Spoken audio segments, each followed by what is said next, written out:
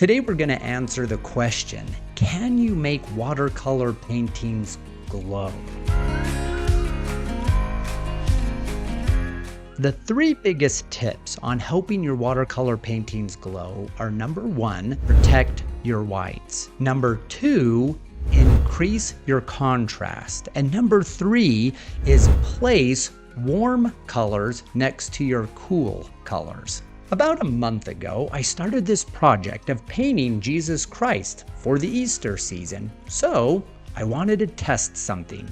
Can you paint resurrection light using soft pastel colors with watercolor and actually make it feel alive? Today I'm breaking down exactly how I painted these 3 Easter scenes, and I'll show you how beginners can paint light without overworking everything. And the final painting definitely is the best example of all 3. Most beginners think watercolor is about details, perfect faces, tiny details, structured lines. But for this Easter series, I did the opposite. I intentionally avoided detailed facial features because sometimes light tells the story better than lines. And painting light, that's one of the hardest things to do with watercolor. This first painting is about distance and completion. It's working through Easter morning backwards through Christ's experience. Now, if you notice, you don't even see his face. That's intentional. I wanted the viewer to see what the resurrected Savior is seeing, which is a brand new world, completion. When you want a soft, glowing sky, don't start with paint. You want to start with water. You want to protect the white of the page. So what I did is pre-wet the paper and then dropped in warm yellows and let them move. Here's one of the hardest parts. Don't overwork your painting. The more you mess around with watercolor on your page, the worse it gets. And somehow watercolor knows that. I kept his robe simple, soft grays, loose folds, not too many hard outlines. Because if everything is detailed, nothing feels important.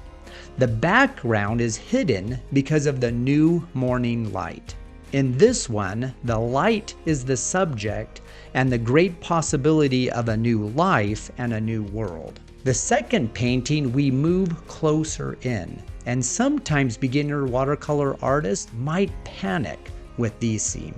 Now there's stone, shadow, structure. When you think that detail is the most important part of the picture, what often happens is your shapes will suffer. If you paint stone with black, it dies. Instead, mix cool grays, add the warmth of the reflecting light, and leave again the white paper wherever the light touches. If you start outlining every rock, it becomes a coloring book. If you suggest texture, then it becomes a painting. And if you notice, the face is still soft with minimal details. Because I don't want your eye stopping there, I want it to move towards the light and the thought of what would have been.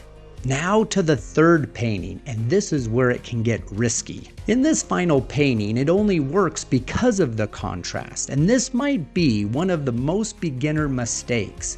They try to paint the light. You don't paint light with watercolor, you protect it. I left that center completely untouched around Jesus. The white of the page shining around Jesus is what creates the light. Then I darkened everything around it. Cool grays on the stone, muted shadows in the background, and suddenly the white paper starts glowing. The larger the contrast between your lights and your darks will create the appearance of light. Now, to keep with the theme of the pastel looking painting, I knew I couldn't go super dark because it would change the overall color theme. I wanted all 3 paintings to match each other. The third tip, remember, was placing warm colors next to cool colors. In this painting, what I did is I glazed warm yellows inside the glow and then the cooler tones outside. Because the warm against the cool colors were next to each other, it creates a color vibration.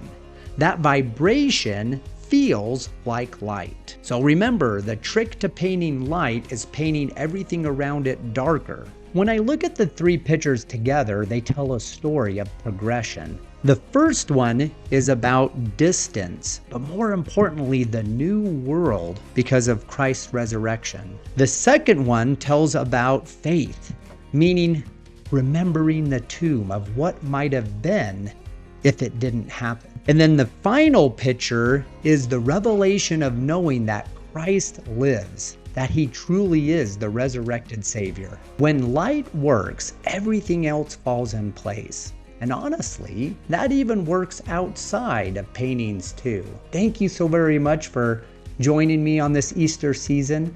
Have a wonderful day and enjoy painting.